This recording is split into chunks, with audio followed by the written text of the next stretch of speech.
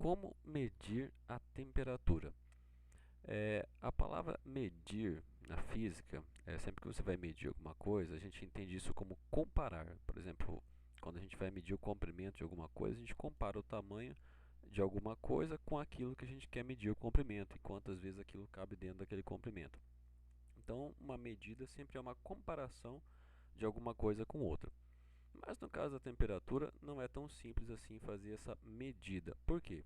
A temperatura ela corresponde à agitação média das moléculas. Então, para a gente ter uma medida real da temperatura, a gente teria que conseguir medir com precisão todas as agitações, os tipos de vibrações e movimentos que uma molécula tem e fazer essa média. Isso é realmente extremamente complicado de se fazer. Então, o que a gente faz são medidas indiretas. Então, olha só, uma das medidas indiretas a gente faz através dos efeitos que a temperatura causa no material. Então, olha só, quando você aumenta a temperatura, isso aumenta a agitação das moléculas. E o aumento da agitação das moléculas sempre provoca uma dilatação no material ou então o aumento da frequência da radiação térmica medida pelo material. E quando se trata da dilatação do material, a gente utiliza equipamentos como o termômetro de mercúrio, né, que você tem ali a dilatação do mercúrio e ele eleva aquela coluna de mercúrio para a gente poder fazer essa comparação. No caso do aumento da frequência, é o que a gente usa com os termômetros infravermelho.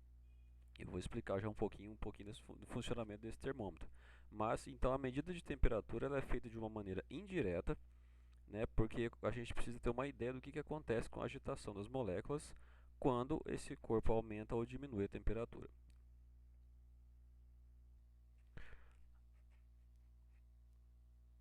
Agora a gente vai falar sobre o termômetro de mercúrio.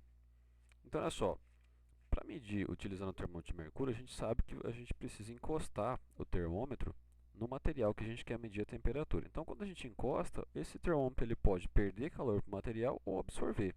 Quando acontece isso, ele muda a temperatura do mercúrio e isso pode fazer com que ele mude de tamanho, ou seja, pode aumentar ou diminuir de tamanho. Então, por exemplo, se ele absorver calor, né, significa que o material está mais quente do que ele, então acontece que ele vai absorver esse calor, vai aumentar a temperatura, e quando aumenta a temperatura, ele aumenta de tamanho, né, por isso que a coluna de mercúrio sobe. Essa coluna subindo, a gente faz uma comparação do tamanho que ele estava para o tamanho que ele foi parar. E através de uma escala, a gente consegue determinar, por exemplo, fazer as mesmas variações, né, para poder determinar o quão quente ou quão frio está o objeto. Então é assim que é feita a medida com o termômetro de mercúrio. Essa comparação é feita numa escala que é criada através de pontos de referência específicos e utilizando então o efeito da dilatação térmica do material. Lembrando que esse mercúrio vermelhinho que a gente vê, ele tem corante, né? Porque o de verdade ele é meio prateado. Então os termômetros mais precisos são aqueles que têm um termo prateado, que é a cor real do mercúrio. Mas como às vezes ele se confunde com a cor do vidro, do material que ele está, para facilitar a visualização, em alguns termômetros eles colocam corante, né? Mas o mercúrio mesmo ele é um metal prateado. Agora o termômetro infravermelho. O termômetro infravermelho ele funciona absorvendo a radiação que é emitida pelo material. Essa radiação é emitida através de uma coisa chamada fóton. Você viu aí? Seriam os fótons, é um pacote de energia contendo a frequência, né, associada à temperatura do material. Então, quando o aparelho, o termômetro infravermelho, absorve, ele recebe uma quantidade de fóton e ele associa então essa energia a um valor de temperatura. Essa energia é calculada pela equação onde o E é a energia do fóton, F é a frequência e H é uma constante chamada constante de Planck. Então, através dessa energia, ele consegue informar a temperatura. Ele é chamado de infravermelho porque a maior parte das medidas de temperatura que ele consegue fazer são associadas à radiação infravermelha, que é a maioria das coisas que tem no nosso dia a dia. Por exemplo, até o mesmo nosso corpo, né, ele emite radiação na faixa do infravermelho, associada à radiação térmica.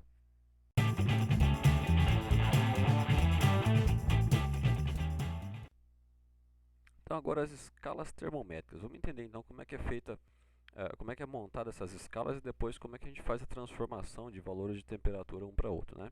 Bom, as escalas termométricas são baseadas no termômetro de mercúrio, que tem aquela escalazinha, né, do lado assim. E esse primeiro que a gente vai ver aqui é da escala Celsius, né? A escala Celsius é a mais comum, a mais famosa, adotada aí pela grande maioria dos países. Cientificamente também é a mais utilizada. Essa escala, ela faz o seguinte: toda escala ela precisa de pontos de referência, e nesse caso aqui a gente adota como ponto de referência o ponto de ebulição e o ponto de fusão da água, ou seja, o ponto onde a água evapora e o ponto onde a água se congela. Então, na escala Celsius é atribuído para o ponto de ebulição da água o valor 100, e no ponto de fusão é atribuído o valor 0. Então é como se você pegasse um termômetro, lá tem o termômetro a coluna de mercúrio, ele não vem com as escalas. Então o que a gente tem que fazer? Colocar as escalas. A gente começa por esses pontos. Começa colocando pelo ponto de fusão e pelo ponto de ebulição. Então você coloca o termômetro num recipiente que tenha gelo, por exemplo, deixa a coluna baixar, vê aonde que ela para, e lá vai ser o 0. E posteriormente coloca ele numa água fervendo, vai ser o 100, mais ou menos essa a ideia. Então, o 100 na escala graus Celsius representa o ponto de ebulição da água, e o 0 na escala graus Celsius representa o ponto de fusão. É claro que esses valores de ponto de ebulição e ponto de fusão podem ter variações conforme a pressão, conforme o tipo de líquido e tal, mas aqui a gente vai adotar como valores fixos, né, para esse estudo aqui das escalas termométricas. Outra escala muito utilizada, na verdade assim, né, pouco utilizada por alguns países, mas aparece bastante aí nos cálculos de física, que é a escala Fahrenheit. A escala Fahrenheit ela é utilizada, se eu não me engano, em 4 ou 5 países. Aí um deles é os Estados Unidos, que utiliza essa escala Fahrenheit. E tanto é que se você vê, tem alguns filmes aí americanos, você nota que quando eles aparecem algum valor de temperatura no filme, a temperatura que é dublada normalmente é diferente daquela que aparece. Por quê? Porque eles utilizam o Fahrenheit e não o grau Celsius, como a gente utiliza aqui. Então vamos lá, vamos entender o que diferencia então na escala Fahrenheit. Bom, ela continua tendo ponto de fusão e ponto de ebulição, igual à escala Celsius. A diferença é que os números que são atribuídos a esses pontos são diferentes. Então olha só, na escala Fahrenheit, o ponto de ebulição da água é atribuído o número 212. No ponto de fusão é atribuído o número 32. Então, se você tiver um termômetro graduado em Fahrenheit, a água ela vai congelar quando ele chegar no 32. E ela vai evaporar quando chegar no 212, porque é assim que essa escala, é assim que foi colocado esses pontos de referência dessa escala. Ok? Então, vamos supor aqui, ó, dar um exemplo para a gente comentar até no final. Se você chega num país e está falando lá, a previsão para o dia de hoje é de 62 graus Fahrenheit. É uma temperatura bem diferente da que a gente costuma ver aqui, né? E aí, se eu perguntasse assim, se essa é a previsão do tempo, né? Você se prepararia para um dia muito frio ou para um dia muito quente? O que você acha? Vou deixar você pensar um pouquinho aí. Aí no final a gente vai estar fazendo aí alguns cálculos, né? Mostrando como é que a gente faz essa conta, sem precisar usar os aplicativos de conversão. Por último aqui no nosso estudo, a escala Kelvin. A escala Kelvin é uma escala muito importante, porque ela diferente das outras, que é uma mera comparação de pontos, né? Ela foi atribuída com a intenção de se medir a agitação média real das moléculas. Significa que os valores na escala Kelvin são valores absolutos, né? Ou seja, o valor da escala Kelvin ele tenta representar realmente o grau de agitação das moléculas de tal forma que, por exemplo, se você imaginar uma molécula que esteja vibrando, quanto mais ela se chegar próximo de um estado de agitação zero, isso significa que também na escala Kelvin esse valor vai estar se aproximando do zero. Então, na escala Kelvin, o menor valor possível para essa escala é o valor zero. Por quê? Se ele representa o valor da agitação das moléculas, vamos pensar assim, né? Não tem menor agitação do que o parado. Se a molécula já estiver parada, não tem como você atribuir um valor menor do que isso. Então seria o menor valor de temperatura possível no universo, que seria o 0 Kelvin. Então 0 Kelvin seria o menor valor de temperatura possível no universo. Mas como que fica a escala Kelvin comparada então às outras escalas, utilizando a mesma ideia do ponto de ebulição e ponto de fusão? Olha só, na escala Kelvin, o ponto de ebulição é atribuído o valor 373 e no ponto de fusão é atribuído o número 273. Então lembrando aqui que esse valor 273 é o ponto onde a água congela na escala Kelvin.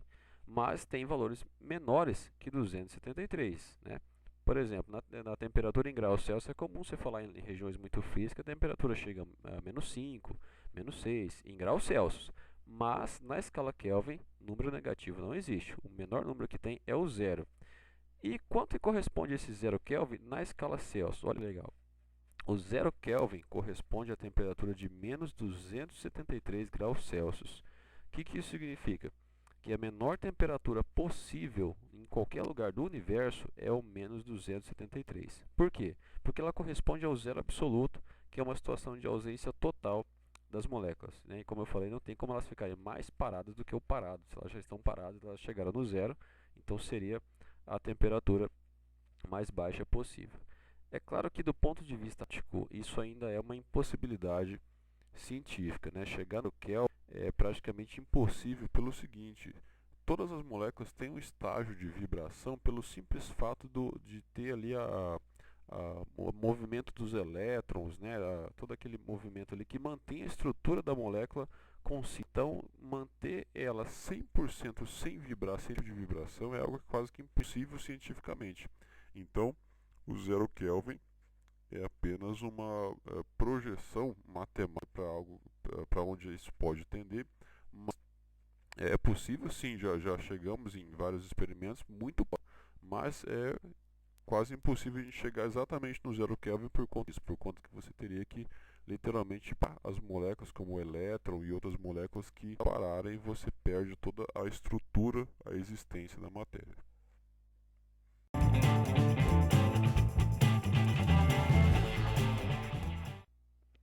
Bom, vamos ver então como é que a gente faz para transformar valores de uma escala para outra, né? Eu não vou me atentar aqui com a demonstração detalhada de como que a gente chega nas equações. Eu vou só mostrar aqui então a forma geral e depois como é que a gente faz esses cálculos. Então, olha só.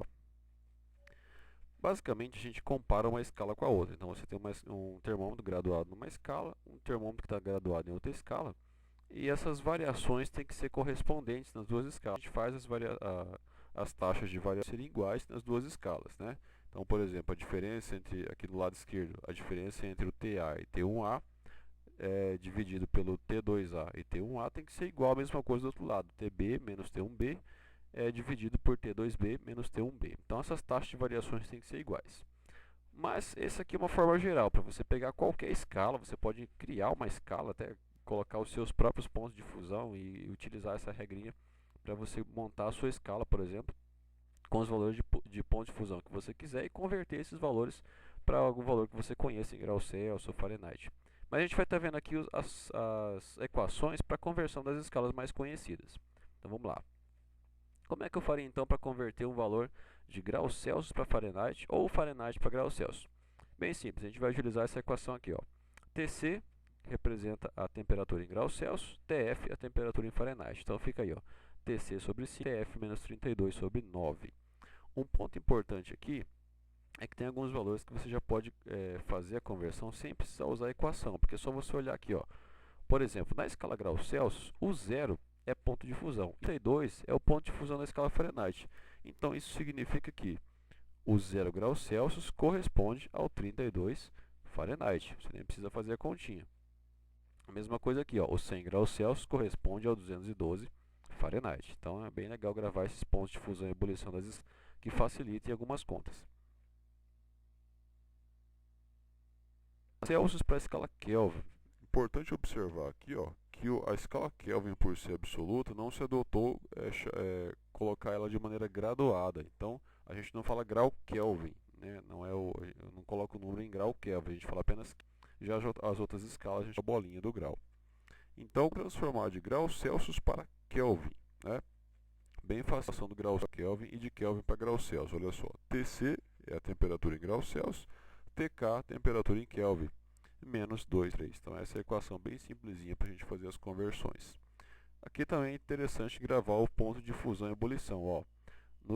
O ponto de fusão na escala Gauss é o zero, que corresponde ao 273 na escala Kelvin.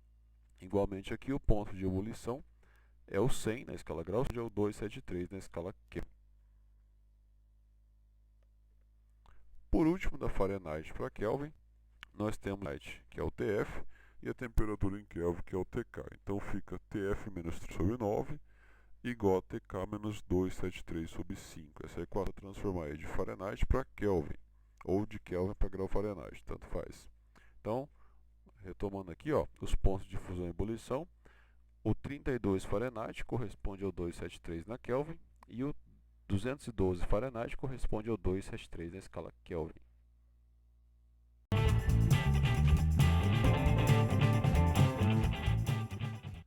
Bom, então vamos resolver aqui um exemplo, né, usando as equações e usando aquele exemplo que eu dei lá do 62 Fahrenheit, né? Quanto que vale 62 Fahrenheit em graus Celsius? Quem já fez aí, depois vê se vai bater o resultado. Olha só, Tc, como eu falei, é a temperatura em graus Celsius. Então, esse é o valor que ele está querendo descobrir. Ele quer saber o valor da temperatura em graus Celsius. Tf é o valor da temperatura em Fahrenheit. Então, Tf aqui vai ser igual a 62 Fahrenheit. Então, essas são as informações do nosso problema. Então, para transformar de graus Celsius Fahrenheit, eu coloquei a equação lá para vocês, é o Tc sobre 5, Tf menos 32 sobre 9. Então, vamos trocar aqui, ó, no lugar do Tf, eu vou colocar 62. Então, vai ficar assim, ó, Tc sobre 5, 62 menos 32 sobre 9. Aí, eu vou resolver a primeira parte aqui da subtração. Então, vou fazer aqui em cima, ó. Se eu pegar aqui, ó, 62 menos 32 dá 30. Então, repetindo o restante ali, 30. Aí eu posso fazer primeiro aqui a parte do 30 sobre 9. Fazendo 30 dividido por 9 vai dar uma dízima aí, 3,33. Aí o 5 que está dividindo passa multiplicando. Vai ficar 5 vezes 3,33. Que a gente vai ter um valor de temperatura de 16,6 graus Celsius. Olha só. Então, 16,6 graus Celsius, para nós aqui é um valor bem baixo de temperatura, né? Um valor que é bem frio. Então, você teria que pegar aí, você teria que se preparar para o frio e não para um dia quente. Você teria que pegar um casaco, uma coisa assim, né? Então, o 62 Fahrenheit corresponde a 16,6 graus Celsius, ok?